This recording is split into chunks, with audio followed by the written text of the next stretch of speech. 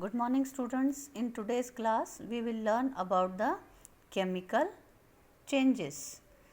First we'll see the definition of chemical changes. A chemical change occurs when two or more chemical substances react to produce a new substance.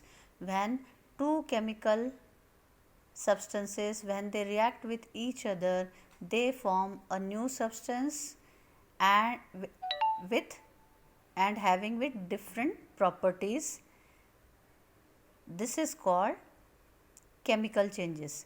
A chemical change is permanent change, such as changes are occurring all around us.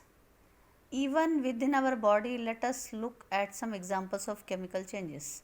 In our day-to-day life, chemical changes are happening in our day-to-day life, and chemical changes are permanent. Okay, even inside our body also chemical changes takes place. Here are some examples which shows the chemical changes. Reddish brown deposition of iron objects. You have seen iron objects in your house. If you keep that iron objects outside the house, sometimes in rain, sometimes in outside at your house, what will happen after some time? What you will observe? You will observe this kind of rusting. Okay, even some locks are also which we are using in our gate, that is also exposed to air and moisture. So this kind of rusting form. You must have seen that if you have leave an iron object such as trowel or an iron lock out in the rain, okay, a reddish brown layer is deposited on its surface. After a few days, this layer is called rust and the process is called rusting. Okay, this layer is called rust and the process is called rusting. Okay, this kind of color or this kind of rusting we can get. The layer of rust falls off gradually, exposing fresh metal to further rusting. With the passage of time, the iron objects become weak. If you will not look after that iron objects at a proper time, with the passage of time, these iron objects will become very weak. Let's see what happened in the reaction.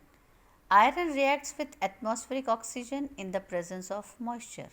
Okay, iron is react with the oxygen or atmospheric oxygen in the presence of moisture to form a substance called iron oxide, which we call rust. The reaction takes place between the iron, oxygen plus water. So what they provide, they give iron oxide, and this iron oxide is called rusting. What is the formula? What is the chemical equation for this? Fe for iron, it is a formula for iron, oxygen for O2, and water. What is the formula for water? H2O. This gives Fe2O3 X H2O means iron oxide. Okay, understand students? Here what happened? The chemical change takes place between the iron, oxygen and water. Okay, and when these substances react with each other, they give or they provide iron oxide, that is in common language it is called rust. Rusting is a chemical change because the change is permanent. Okay, you cannot get the iron back and from the oxide. Oxygen and water are two essential conditions for rusting of iron. Absence of either or both of them can prevent rusting. Oiling iron objects protects their surface from coming in contact with moisture and air and prevent rusting. What are the main conditions which required rusting? Rusting requires the main condition iron plus oxygen plus moisture, means water. When they combine with each other, they form iron oxide, which is commonly known as rusting. And this rusting is a permanent change, because you can't get back the iron in a original position, and this you can prevent it by painting the or oiling the objects. If you will oil the objects in a particular time of in a certain interval of time, then these iron objects will not get rusting, and they can be used for many years. Okay students, here one activity is given that you have to read in the book. Here take 3 test tube. You have to take 3 test tubes.